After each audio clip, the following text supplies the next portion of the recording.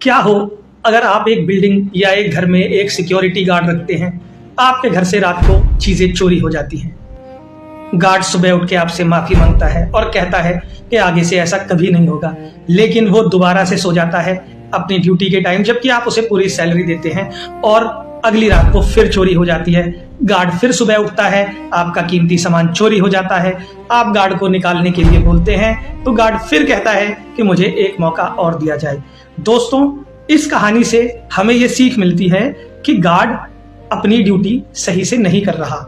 इस स्थिति में आपने उसे एक बार मौका दिया, 2 बार मौका दिया, लेकिन उसकी आदतें ऐसी ही होती चली गईं क्योंकि उसकी कोई जवाबदेही नहीं थी। लेकिन वो एक घर की एक छोटी सी जगह की बात है, लेकिन अब आइए इसे बड़े पैमाने पर समझते हैं। तो बड़े पैमाने पर जब हम इस बात को समझते हैं तो हमें यह देखना होगा कि जब बात देश की आती है तो हम नींद में नहीं रह सकते, तो हम उस तरह नहीं सो सकते जैसे एक गार्ड हमारे घर में सो गया और उसने चोरी करवा दी, क्योंकि जवाबदेही तय होना बहुत जरूरी है और वो हर किसी के लिए जरूरी है, चाहे वो देश का नागरिक हो, चाहे वो देश का नेता।